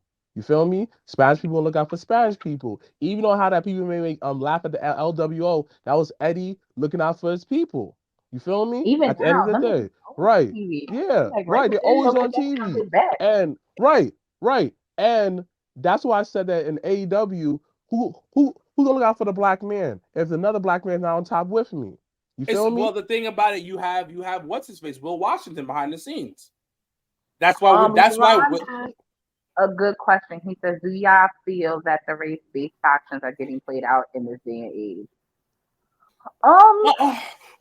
That's a combo. That's actually a good question. Who wants to go first? It's a good question. It's hard because at some point, for me personally, I can gravitate. It's more relatable to me in that sense. And therefore, for me, I'm able to enjoy it. Like, I'm not gonna hold you. When them niggas came back with LWO, I said, I need an LWO t-shirt. Fuck what you heard. Like, I really was like, oh shit. But I don't know. I feel like for me, when you have those type of groups, it caters to the fan that it relates to. And I don't think it makes it a bad thing. So it's just like when you're in college and you have all these different school groups, you have all these different cultural groups. Mm-hmm. I was a part of the Black Student Union at my school at St. John's, but we had the Caribbean Association, we had the Haitian Society, we had the African Students Society. You had the Haitian Society? Yeah. You would have had a ball at St. John's with the Haitian Society. They threw parties, they had events. I will say this. If I had went to a legit university and dormed, I feel I have like a different life where I took the extra regular route in life. Mm-hmm. There's another Wilkins in another dimension that's married with 2 kids. But I'm gonna say this, right? At the end of the day, though, son, it reflects real life because we watch all these other shows that deal with race, like The Boys. Oh, this show is so groundbreaking. Oh my gosh, necking it. The 2-head, nasty head. Always give all these shows, these movies who talk about race, show it. Oh my God, this is the best thing ever. Let's give them Oscars. But everybody talking about Bridgerton. Right. Yo, yeah, hold on, my brother. Bridgerton. Who is that chubby redhead woman on Bridgerton? I never watched Bridgerton. I just saw it. I don't know either. I had watched the other one. Your brother had mentioned it. I'll let you finish, Mr. Black, real quick. I went to St. John's from 2007 to 2011. But so that was my time. But yeah, like we applaud all these other art of media to do these race stuff, right? We love these documentaries. Yo, how many documentaries I've seen on Netflix about Black people getting discrimination? We love this shit. We love it. People like the government does stuff and stuff back our trauma. But in wrestling, when they do like a race thing, that's so distasteful. I don't understand this, that. I'm looking like, nah. When the nation fought DX and they made fun of them, It was on site next week. They fought. Yo, the Heart Foundation was a thing. I felt like I was Canadian. Like I was like, yo. Thank you, son. Thank you, son. I was like, yo, Bret Hart is talking about not only shit for Canadians, but shit for people that are not Thank you, recognized. son. So my thing is this way. I kind of like these race-based groups, but the only problem is when they try to run it, the wrong side always loses. That's the problem. That's the problem. Like what? Give an example. Come on, dogs. Booker T. Booker T. Y'all gonna have to get that up. Yo, when you like rewatch it and like Bruce Pritchard we try to lie for him, son. I look like, nah, Bruce Pritchard said that. So it said this, right? He said that, he was like, you guys. Oh, he was referencing WCW wrestlers. Cool. So why didn't Goldberg get said that too? They didn't say that to Goldberg, Kevin Nash, Ric Flair, Hogan, the NWO. You didn't say that. But Booker T, you guys? Come on. Come on. I'm just saying. They just do it wrong in wrestling. But honestly, though, son, I don't mind it. Like, if it's done right. Like, I remember Marcus Marquis was in a storyline where, he got into wrestling because the cop who beat him up, now like he got his revenge and beat him up in the ring. That shit was fire to me. He got comeuppance. He beat up the cop. All right, cool. I want to cheer for him. See, post what LeBron has said. He answered the question. And, this one? Once again, to each his own, yes. He said, my biggest pet peeve with it is I feel like race-based wrestling faction boxes other people into one thing. I feel like people can do their own shit and have their own characters. But the hard part is that it's not received. You can have one individual doing their own shit, their own thing. And you know what? I don't want to say it's the example, but look at Dwayne. When Dwayne was by himself, ain't nobody was fucking with him in the beginning.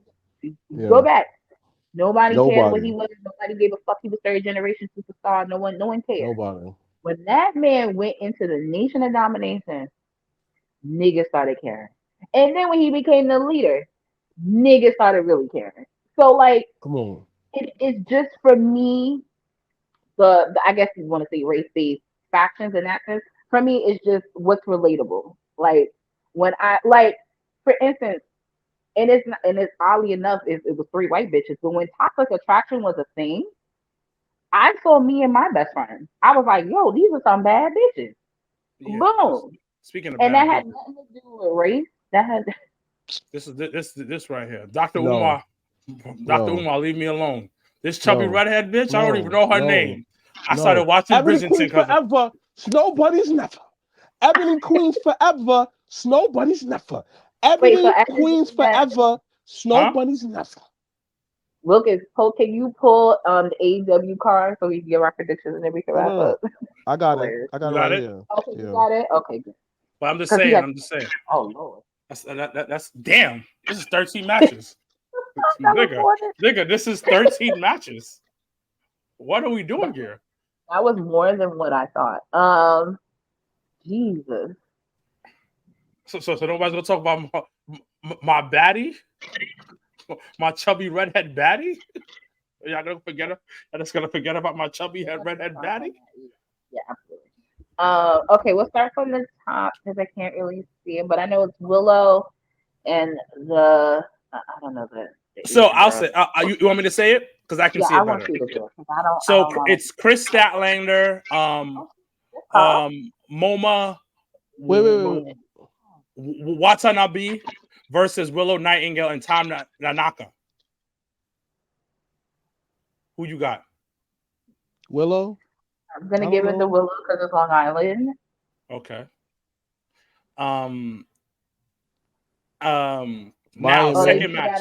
We got a first round for the women for the women's Owen Cup tournament. Mariah May, versus Soraya. Mariah May. Soraya. Fuck out of here. Soraya's trash. We know she is, but she want to win. Watch. Nah, you know what? They're gonna build up to Tony and Mariah for the UK thing. So she can't do that. Nah, you know what? I gotta go with my brother. Whoa. You really okay? We'll see. Because like how that like she's a perfect nerdy girl. Like I think that's generation. Like, he probably have a crush on her. So yeah, Soraya. And just understand that those two matches that we just spoke about was they're on the pre-show. Pre-show. So they'll be on YouTube for free. Los. Nah, I didn't even know they made a Japan version of Spanish niggas until this past week on Dynasty. I was like, wait, what?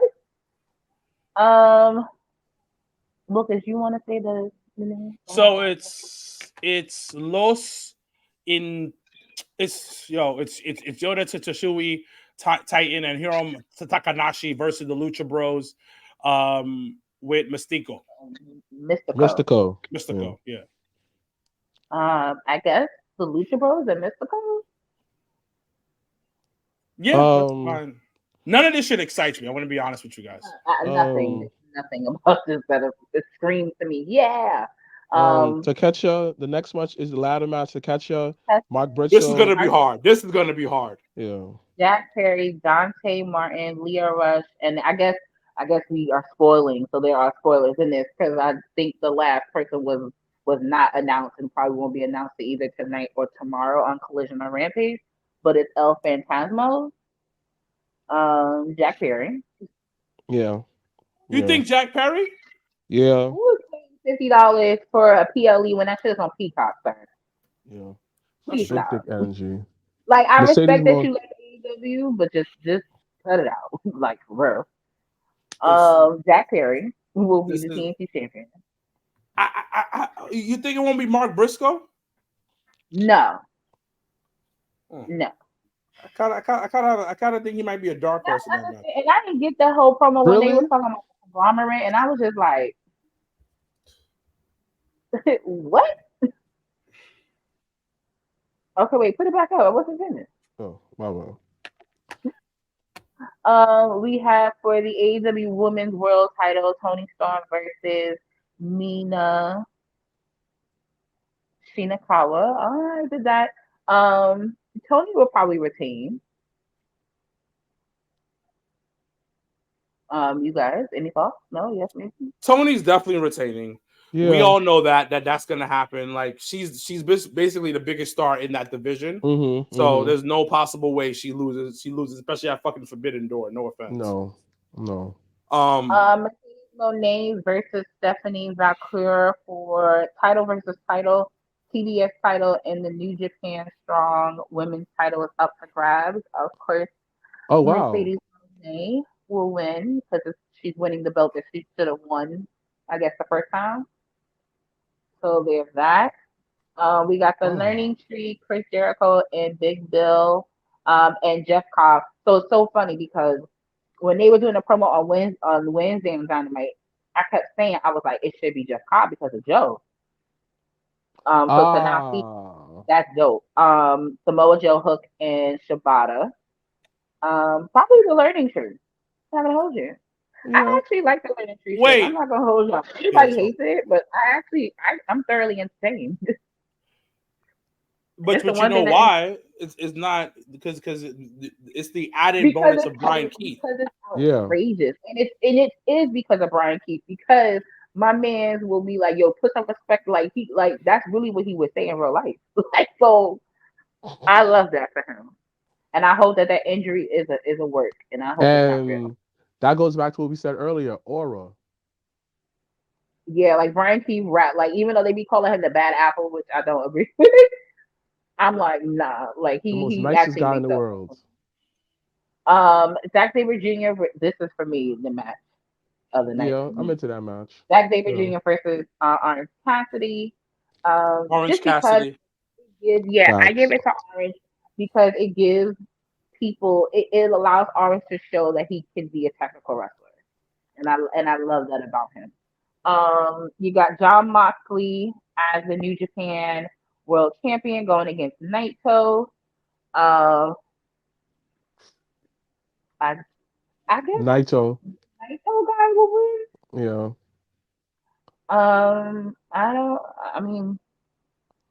Great. MJF versus. All I think about is how Jim Cornette says it, so I can't.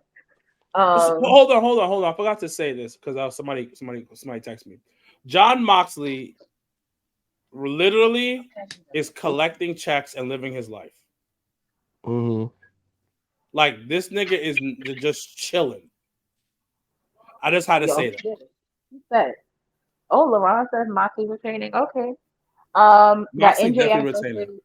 versus I say the other one because that's who he beat. I think for the title, if I'm not mistaken. Oh, I didn't know that. Yeah, if I'm not, correct me because I know I don't New Japan not my thing, but I do remember hearing Excalibur saying that was who John Moxley had beat to win the title off of. So okay, essentially a rematch of their first belt. MJF versus Hichichiro.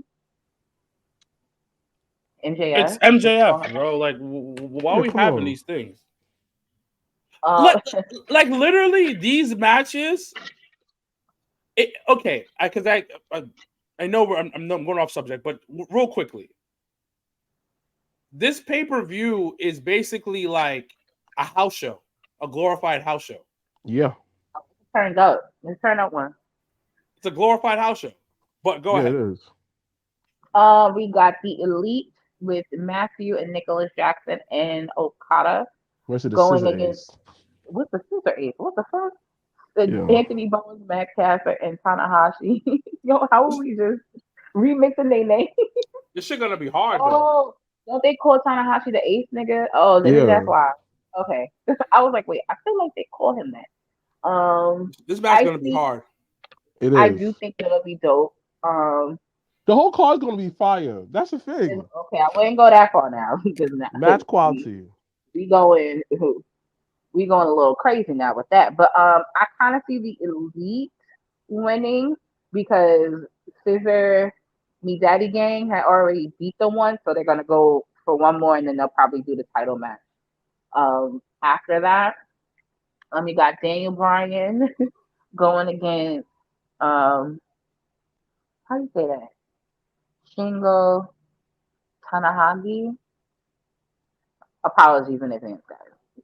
But this was the guy on Dynamite that had, you saw his chest like he powerlifts. So he was a stocky nigga. I said, oh. Probably Daniel Bryan will win. Definitely Daniel Bryan. Will probably go to the finals of that tournament. To be honest with you. And then last but not least, for the AEW World Title, we have for match of the night, bro. This shit gonna be fire. Right. I really don't know. In all honesty, this match can't end clean. So there's that, and that's the problem that I think in doing this match now that they came into is the fact that they're both champions. So it's either Will becoming champion and then facing Daniel Garcia on Dynamite for both belts. It's weird. But I honestly, for me, it's swerve by DQ. I don't see the match ending clean. If it ends clean, I would be really surprised.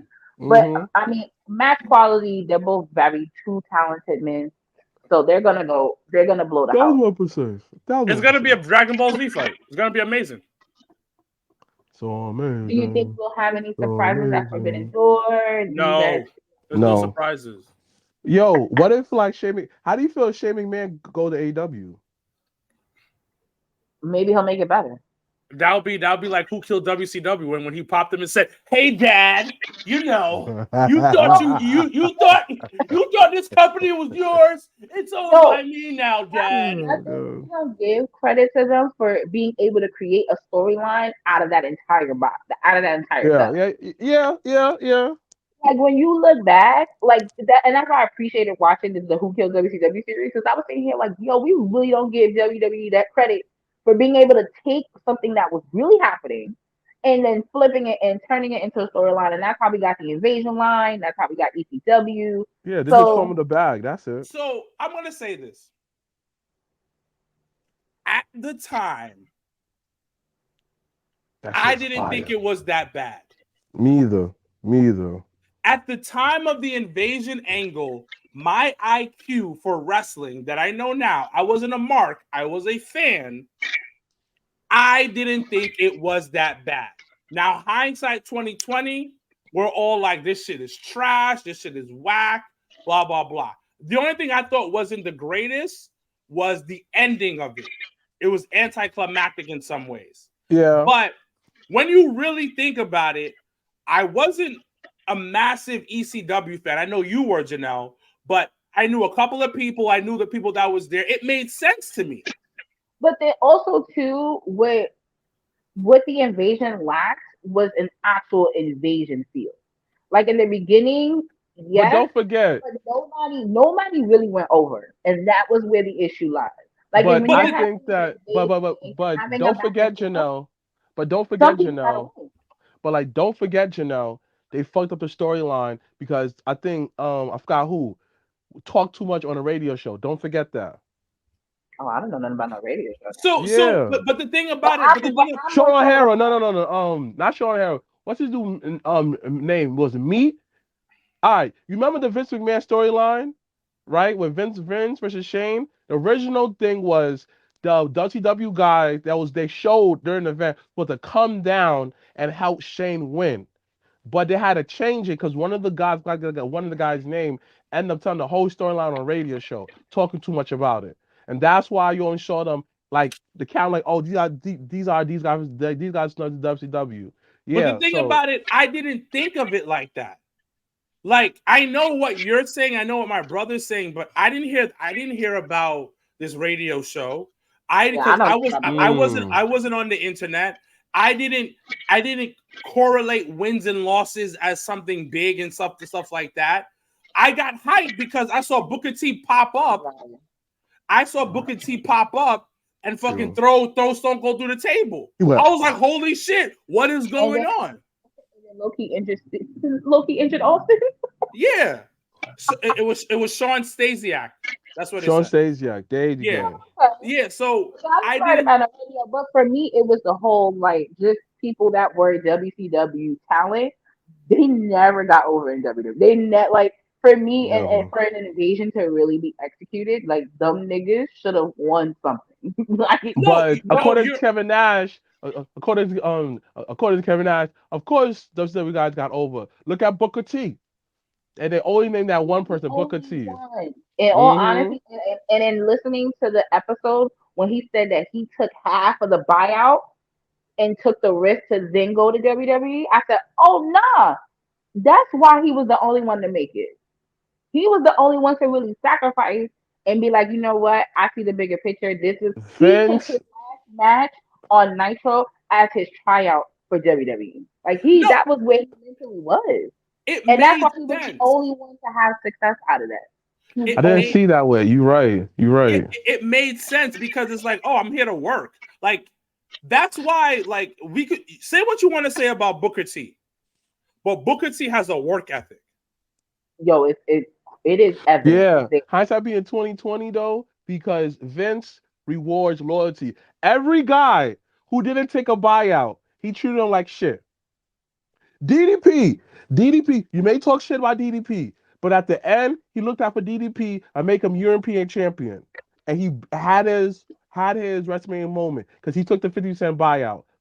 And the other dude, he was just like, whatever, but he did reward them too. Goldberg sat his ass home and then came back. And then Dwayne, and then let Dwayne, did he beat Dwayne? And I will never forgive them for that. I can't. Well, the thing is, I think we don't even look at it like how the bigger picture. Like I really think it wasn't that bad as a kid. Like I remember watching it. I remember watching it and I was like, yo, this is solid. Even seeing them, just physically seeing them on a TV screen. They didn't even have to do nothing. They were sending skyboxes. And you probably popped. You was like, "Oh shit!" We did. Yeah, and I remember going so crazy because The Rock versus Booker T. Facts. Like I know we talked about race in this episode, but two black dudes going together. Two black dudes going to the rock bottom. Yeah, like those were moments for me. And listen, I get it. Like it wasn't. You didn't have the Sting there. You didn't have the Goldberg until later on. You didn't have really Kevin Nash or any of the guys there. And I get it. And looking hindsight 2020, you're looking at the way that they were booked wasn't great. But at that moment, in the time when we're all at home and I'm like fucking under the age of 16, not on the internet like that as I am now, don't know about fucking dirt sheets, don't know about message boards, just a kid. Oh man, that's what I hate about today. Like, I should not know when niggas' contract was up. Should not know any of that. The only reason, so let's talk. You know what? Let's talk about a little bit of that. Because for me, I enjoy it because I'm older now, and I like to hear about the business side of the business. Of course, not the about their personal life, but I'm like, okay, whose contract is up? How much people are getting paid? Are we growing? Are we growing as a business? Are we getting more money? I like hearing about the TV deals. And you know what? I think for me, it's enjoyable on that part. But maybe I didn't want to know that Jacob Fatu was about to pop up. I mean, you didn't. No one knew, because that definitely wasn't something that we knew he was signed, but we just didn't know, what was the holdup. And then, for the articles to come out, him talking, them saying like, because of his past and he can't travel across seas, they held off, which makes sense. Why debut him? And when the next two pay-per-views you have are international, and that nigga can't even go, like, so it made sense. But for me, it just, I didn't want to know. I get the business of it, because I agree with you. I feel like in the positions that we're in now, like, okay, I do want to know something, because it'll help me understand why they move a certain way. But things like contracts ending and shit, like, I don't want to know that.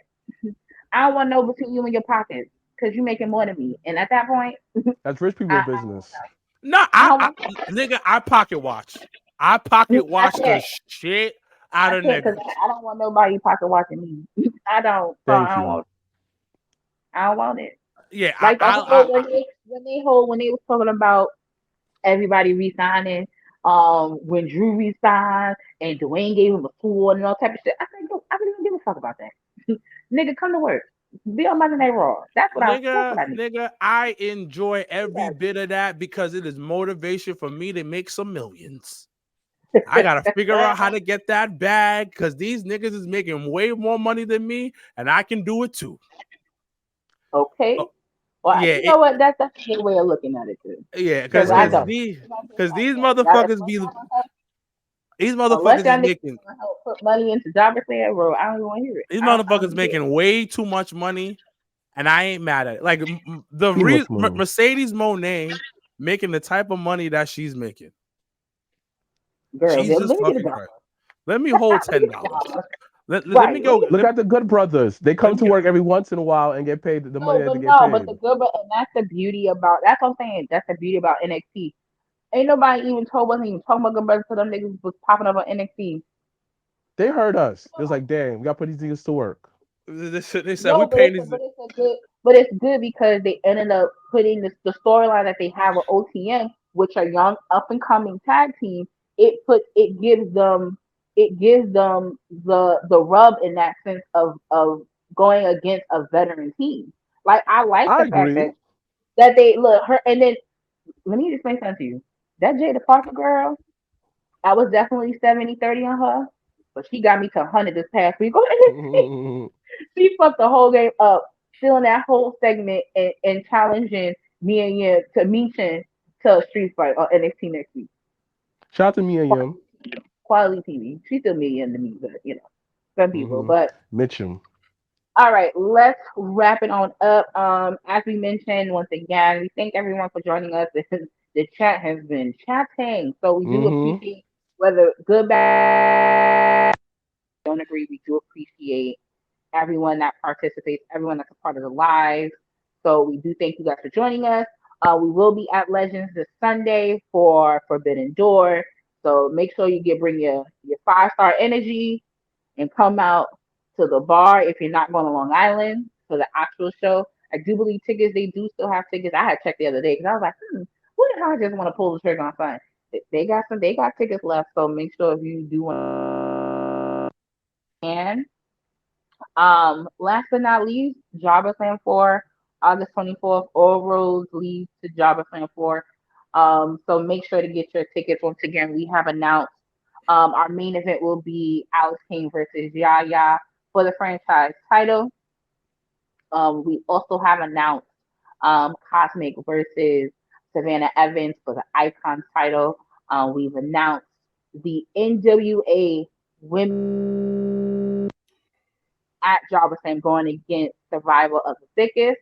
And then last but not least, we do have Muscle Man Malcolm going against AJ Francis at JobberSlam. So we do have a few other matches to announce as the weeks go on, so stay tuned for that. But we're really excited, and we do appreciate everyone that has already sponsored, already bought a ticket. It does not go unnoticed, so we appreciate you guys.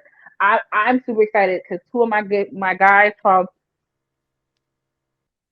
to New York.